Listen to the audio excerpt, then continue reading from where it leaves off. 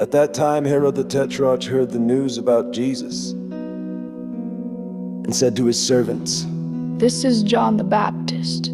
He himself has been raised from the dead, and that is why miraculous powers are at work in him." For when Herod had John arrested, he bound him and put him in prison because of Herodias, the wife of his brother Philip. For John had been saying to him, "It is not lawful for you to have her." Although Herod wanted to put him to death, he feared the crowd.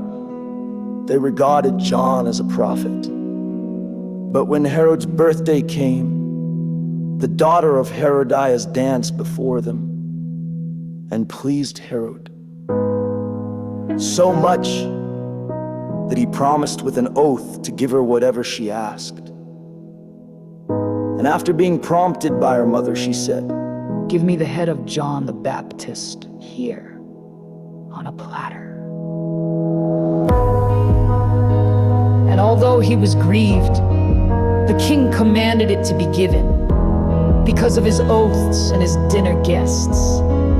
He sent word and had John beheaded in the prison, and his head was brought on a platter and given to the girl, and she brought it to her mother. John's disciples came, took away the body, buried it, and they went and reported to Jesus. Now when Jesus heard about John, he withdrew from there in a boat to a secluded place by himself. And when the people heard about this, they followed him on foot from the cities. When he came ashore, he saw a large crowd and felt compassion for them and healed their sick. Now when it was evening, the disciples came to him and said, "This place is secluded, and the hour is already past to eat. Send the crowds away so that they may go in the villages and buy food for themselves." But Jesus said to them, "They do not need to go. You give them something to eat." They said to him, "We have nothing here except 5 loaves and 2 fish." And he said, "Bring them here to me."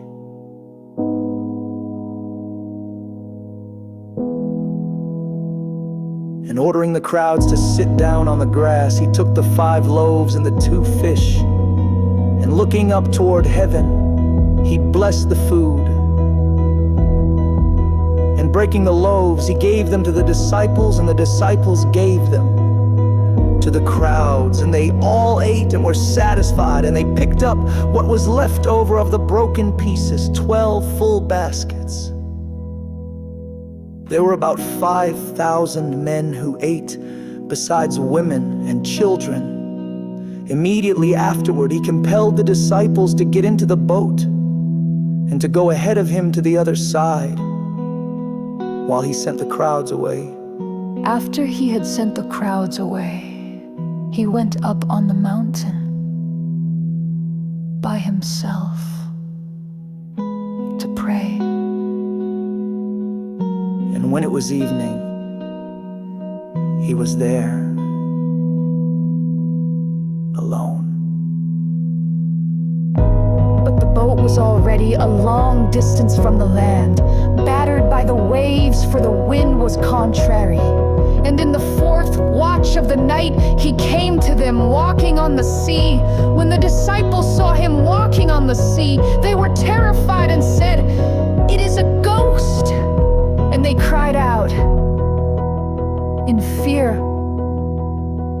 But immediately Jesus spoke to them, saying, "Take courage, it is I. Do not be afraid." Peter responded and said to him, "Lord, if it is you, command me to come to you on the water." And he said, "Come." And Peter got out of the boat and walked on the water and came toward Jesus. But seeing the wind, he became frightened, and when he began to sink, he cried out, saying, "Lord, save me!" Immediately Jesus reached out with his hand and took hold of him and said to him, "You of little faith, why did you doubt?" When they got into the boat, the wind stopped, and those who were in the boat worshipped him, saying, "You are truly God's Son." When they had crossed over, they came to land at Gennesaret. And when the men of that place recognized him, they sent word into all that surrounding region and brought to him all who were sick. And they pleaded with him that they might just touch the border of his cloak, and all who touched it were cured.